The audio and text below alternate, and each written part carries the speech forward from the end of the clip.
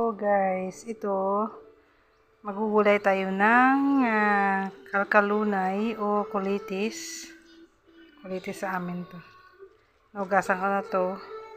Lagyan ko siya ng kalabasa at isda na pinirito na hinimay-himay.